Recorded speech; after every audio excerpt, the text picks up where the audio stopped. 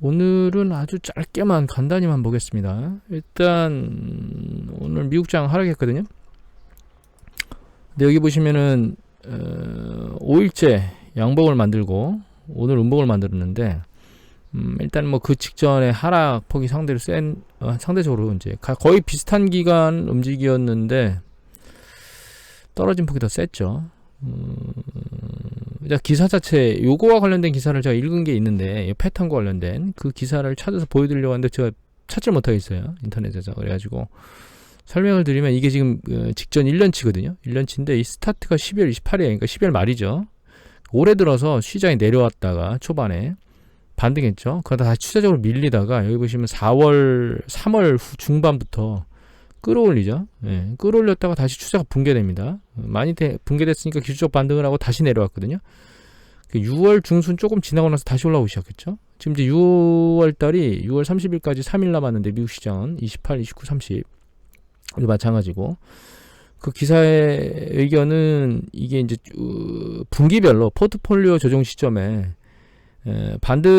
포트폴리오 조정 때문에 반등을 했다 이런 얘기를 의견으로 내세웠습니다. 포트폴리오 때문에 왜 반등했는지에 대한 의견은 없었어요. 그냥 단순히 포트폴리오 때문에 반등했다라고 하는데 이제 추세적으로 여기서도 6월달 분기에 그러니까 2분기에 6월 후반부에 반등 이후에 다시 추세적으로 아래로 내려갈 수 있다라고 하는 의견을 제시했거든요. 단기적으로 언제 자금을 빼야 될 것이냐라고 혹시 고민하는 분들이 있다면 6월 말까지는 좀 6월 30일자 혹은 7월 1일 요때 상황을 보고 포지션을 줄이는 게 낫지 않겠는가. 1년 그 주식시장의 흐름으로 놓고 보면 일리가 있는 얘기입니다. 그래서 그걸 좀 참고하시라고 하나를 말씀드리고, 경제지표로 놓고 보면 엇갈려서 나오고 있거든요 지금. 이미 제가 그 어제 생산이나 뭐 출하, 재고 이런 것들 하고, 그러니까 실물경제에서 일어나는 현상들에 대한 지표죠. 그것들하고 이제 신용 패턴에서 만들어진 지표들이 이렇게 보여드렸는데, 일반적으로 경기 사이클 정점에서 수축금을 넘어가는 그 언저리에서 발생하는 그런 지표들이 확연히 나타나는 건 없어요. 물론 PMI 지수가 이제 50대로 막 근접하고 이러기 때문에 이제 결과적으로는 지금 바람이, 저 유리창을 열어놓고 녹화를 하고 있는데 바람이 세차게 불어가지고 사방에 소리가 납니다. 저 방에서도 뭐가 흔들려서 50쪽으로 근접하고 해서 경기 수축이라고 하는 생각을 할 수는 있거든요. 근데 이제 경기 사이클이 진행되는 과정 중 안에서도, 확정 국면 안에서도 50이 깨지고 내려가는 케이스는 항상 있을 수 있어요. 그래서 이제 그것만 가지고 경기 수축이라고 판단하기는 그렇고요. 실제로 현상 지표인 뭐 생산이나 출하나 이런 것들이 꺾여야 실제로 심적 위축, 그다음에 소비라든가 리테일 세일이죠. 그다음에 혹은 PC라든가 이런 것들 실제로 꺾여야 그게 이제 확연히 경기 수축 국면으로 진입하는 그런 시그널들로 봐야 되는데 아직은 그렇지는 않고요. 미국 시장 지표 나온 거 보면 어제 이 내구재 주문이 특이하게도 늘었습니다. 예전 코어 내구재가 0.3 증가할 거라 생각했는데 0.7로 오히려 많이 늘었고요. 그 다음에 이제 이게 그냥 전체 듀러블 구스, 전체 내구재 또 0.1 늘을 거라고 했는데 0.7, 상당히 기대치보다 많이 높이 늘었어요. 그 다음에 요새 이제 우크라이나 때문에 막 국방 난리잖아요. 국방을 제외하고서도 0.6 늘었습니다. 그러니까 국방을 제외하고 나서도 상당히 많이 늘었거든요 지금. 그리고 여기 보면 이제 그러니까 국방 아니고 그냥 국방 제외한 거죠. 그 다음에 이제 항공, 그러니까 우리 비행기 수주가 금액이 크잖아요. 그래서 그런 것까지 다 제외해도 이게 0.5나 늘었거든요.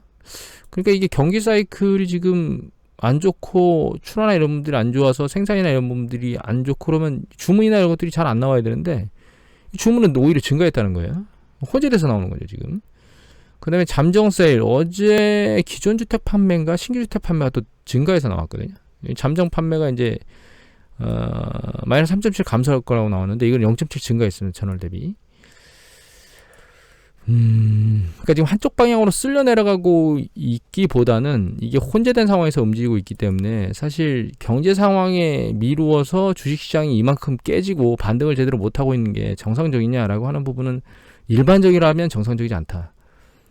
다만 인플레이션 압력이 너무나 세기 때문에 그 압력 세고 거기에다 기준금리까지 빨리 올려야 된다는 그런 압박 때문에 그런 부분들이 경제 지표를 다 뒤덮고 주식시장을 장악하고 있는 게 현재 상황입니다.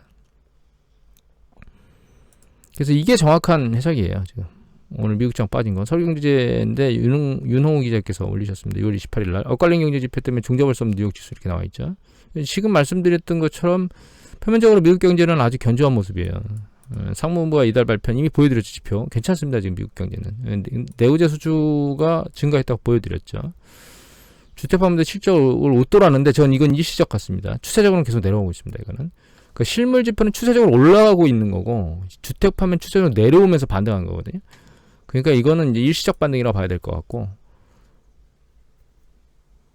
근데 제조업 활동 지수는 뚝 떨어졌다고 나왔죠. 이건 물론 이제 댈러스 지역 관할 지역이니까 이건 전체가 아니기 때문에 이걸 가지고 전체로 이해하기는 어렵고, 어제 보여드렸던 CFNAI 같은 것 이런 것들이 이제 전체적인 부분에서 놓고 보면 아직은 경기 수축 국면으로 근접한 상황으로 위험하다 이렇게 볼만한 부분은 없습니다. 현재 한 가지 또 이제 봐야 될 게 이 마진 대시거든요. 이 신용융자 잔고라고 우리가 이해를 하는 건데, 이거 어드바이저 퍼스펙티브에 주기적으로 나오는 겁니다.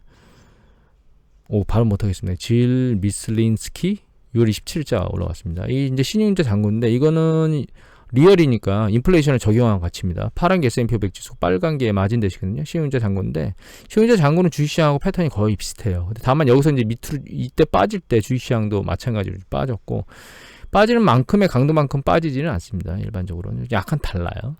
지금 이제 빠지긴 쭉 빠졌거든요. 근데 요거에서 제가 보여드리고 싶은 건 이 부분입니다. 이거는 거꾸로 뒤집어서 말한 거예요. 그러니까 신용융자 잔고는 좌측인데 얘는 위로 올라갈수록 숫자가 줄어드는 거예요. 그러니까 신용융자 잔고가 주는 거죠. 얘는 밑으로 내려가서 신용융자 잔고가 느는 거고, 이건 S&P 500 지수입니다.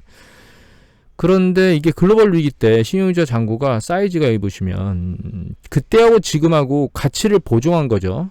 리얼이니까 동일한 돈의 가치라고 보시면 됩니다. 이때 한 600대에서부터 한 300대 조금 넘게 빠졌으니까 한 300보다 조금 넘은 숫자만큼 숫자가 감소했죠. 지금 최근 이제 코로나 팬데믹 직전에 빠진 거 말고 코로나 팬데믹 이전부터 계속 빠졌거든요. 2018년도 2018년도서부터 줄어들면서 경제 지표들이 경기 수축 국면에 빠질 수 있는 가능성들이 계속 보였거든요. 미국 시장. 그래서 이제 신용융자 잔고가 쭉 빠졌습니다. 주식시장도 조정을 받고. 근데 이때 빠진 것도 800 약간 상단에서부터 500까지는 안 갔으니까 한 250 정도 빠졌거든요. 근데 지금 보시면 1000 가까이 있다가 1000 약간 못 미치죠. 800 중반까지 갔으니까 한 200, 한 3, 40 정도 빠진 것 같아요. 그러니까 신용융자 잔고가 빠질 수 있는 그러니까 빠질 수 있는 일정 부분의 강도까지는 빠졌다고 봐야 됩니다. 사실은. 물론 주식시장이 더 하방 압력을 받으면 얘는 더 빠질 거예요. 그러니까 이 빠진 강도가 향후에 빠지지 않을 거기 때문에 주식시장이 내려가지 않을 것이다 이렇게 생각하는 거는 바보 같은 생각이고요. 다만 일정 부분 이 추세가 빠지면서 신용 부분이 날아갔다 라고 하는 부분으로 해석하면 돼요. 현재 상황에서 주식시장이 크게 지표나 이런 것들이 변화가 없으면 상대적으로 신용융자 잔고가 더 빠지지는 않을 수도 있겠네 라고 하는 가능성만 타진해 보는 거지, 이걸 가지고 주가가 바닥이다 이렇게 예측하는 거는 아니라는 거죠. 물론 얘가 지금 이제 상대적으로 덜 빠졌으면 그때는 이게 쭉 빠질 수 있는 여력이 남아있으니까 주식시장이 한 번 더 세차게 밑으로 밀릴 수도 있겠다라고 하는 가능성을 오픈하는 그런 형태로 이제 분석을 하는 거죠. 그렇게만 이해를 하시면 될 것 같아요. 그 다음에 이게 러시아 석유 상한제는 이미 말씀드렸죠. G7에서 이제 석유 상한제 도입을 최종 논의하고 있는데, 러시아의 석유가 생산돼서 수출될 때 일정 가격을 쿼터로 두고 그 쿼터 미만에 있을 때는 선박서류, 그러니까 선적해서 러시아산 석유를 선적해서 이제 움직이는 배에 보험을 들어주고, 그렇지 않은 경우에는 보험을 안 들어주고, 그럼 이제 보험을 안 들어주는 경우에는 좀 불안하겠죠. 선사나 이런 것들이 사고 때문에. 그래서 그런 형태로 해서 에너지 가격을 일정 부분 이렇게 유지하려고 하는 그런 부분에 애를 쓰고 있긴 합니다. 근데 이게 강력하지는 저는 않을 거라고 생각하고 있습니다. 사실은 유가가 난리를 치고 요동을 치고 있습니다. 지금 보시면 이 직접 6개월이거든요. 세차게 올라갔다가 금수 조치 이런 것 때문에 밑으로 내려서 움직이고 있었는데 유럽 금수 조치 때문에 또 미친 듯이 올라갔다가 다시 밑으로 급락했는데 또 다시 들리고 있거든요. 지금 방향성을 그러니까 방향성 타지를 못하고 있는 상황입니다. 그리고 이 고점 $120 조금 넘었던 시점을 고점으로 이걸 뚫지 못하고 있는 상황이거든요. 지금 뭐 경기 수축이라고 하는 얘기들, 그런 시나리오에 유가도 지금 현재 걸린 상황이고, 여기 이런 형태로 유가가 제대로 잡히겠느냐? 저는 이거보다는 이게 훨씬 더 강력한 거라고 생각합니다. 이거. 결과적으로는 증산을 해야 됩니다. 예. 러시아 말고 그 중동이라든가 중남미 쪽에 여러분들이 베네수엘라가 굉장히 경제가 안 좋잖아요. 근데 제가 알고 있기로는 베네수엘라가 석유 저장량으로는 전 세계 탑입니다. 석유 저장량. 생산은 아니고 저장량. 여하튼 그래서 산유국 러시아를 제외한 산유국들이 공격적으로 증산을 하도록 유도를 하는 게 가장 좋은 방법이에요. 야, 너희들 증산 안 하면 에너지 압력이나 인플레이션 압력 때문에 전 세계 글로벌 그 경기 침체가 올 것 같고 그러면 유가도 급락할 거야. 그러면 그건 너희한테도 손해 아니니? 그러니까 좀 공격적으로 석유를 좀 내야 되지 않겠어? 그래서 적정수준에서 석유를 파는 게 너희들한테도 이득이 아닐까라고 설득하는 게 지금은 가장 좋은 방법입니다. 이거는 가격상한제 도입 이런 것들은 일단 시간도 걸리고요. 이 시간 걸리는 시기에 에너지 가격이 내려가지 않으면 정점을 쳤다고 표시가 안 되면 계속 주식시장을 짓누르고 경제를 짓누르게 될 겁니다. 한 가지 더 보면 이건 그냥 참고하십시오. 여기 현대차가 미 전기차 시장 점유율 2위로 테슬라 라이벌로 급부상했다고 얘기가 나왔습니다. 제가 이제 누차 말씀드리지만 테슬라가 지난번에 어젠가요? 동영상에서 말씀드렸잖아요. $1,000 이상에서 산 테슬라의 가격을 그때 테슬라만이 구매했다면 과연 얘가 $1,000를 다시 넘어서 $1,200를 뚫고 추세적으로 올라갈 수 있을지에 대한 고민을 해봐야 된다고. 초반에 테슬라가 공격적으로 지분을 늘리면서 폭발적으로 성장을 보이긴 했잖아요. 근데 이게 성장이 되면 될수록 그걸 추가적으로 더 증가시키기가 어렵습니다. 복리로 증가를 시켜야 되거든요. 복리를 증가를 시켜야 되는데 그 복리 증가 가능하냐? 그건 쉽지가 않아요. 그러니까 테슬라가 성장주로 가만히 돼서 뭐 300배, 400배 막 이렇게 높은 배수를 용인해 줬는데 최근 뭐 넷플릭스나 메타나 이런 것들이 성장주에서 가치주로 넘어가 버렸잖아요. 테슬라도 전통적인 자동차처럼 그렇게 배수가 떨어질 수 있다라고 하는 부분을 여러분들 정확히 인지를 하셔야 됩니다. 6월 28일자 뉴즈원의 이세영 기자, 박형희 기자께서 올리셨는데 밑에 보면 현대차가 미국 전기차 시장 점유율 2위를 차지해 진정한 테슬라 라이벌 급부상이라고 우리나라에 쓴 게 아니에요. 미국에 기자도 있었죠.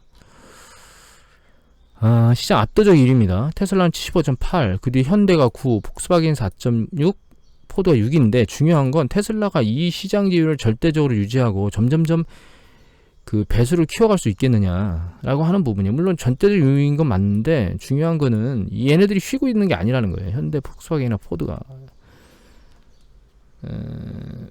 치열한 경쟁 속에 있는 거고 메리트, 사전 메리트가 지금 사라져 있고 그 다음에 전기차 처음에 완전 자율주행이나 이런 것들이 테슬라가 난리를 쳤잖아요. 근데 그걸로 인해 사망하는 사건들이 막 발생하고 그리고 자동차가 많이 팔리면 반드시 여기저기서 소리가 납니다. 최근에는 전기차 화재를 끌 수가 없어서 사고 이후 화재가 발생하면 그게 사망으로 바로 직결되는 그런 보도들이 자주 나오고 있잖아요. 자동차 사고는 내가 아무리 조심해도 사고가 발생할 수 있는 부분인데 그렇게 사고가 나서 화재가 발생하면 생각만 해도 끔찍합니다. 여하튼 그래서 테슬라는 부정적으로 현대차는 긍정적으로 다만 중요한 건 전기차가 마진이 많이 안 남는다는 거예요. 현대차 연구원들 중에 내연기관 연구원들이 여러 명 그만뒀다는 얘기들이 지난번에 뉴스 보도에 나왔거든요. 왜냐하면 실제로 이익은 내연기관에서 내고 있는데 그 전기차는 이익을 제대로 못 내고 있는데 전기차 애들은 급여를 올려주고 내연기관 애들은 급여가 안 올라가고 이러면 짜증나지 않겠습니까? 여하튼 오늘 이 정도만 말씀드리고 끝내도록 하겠습니다.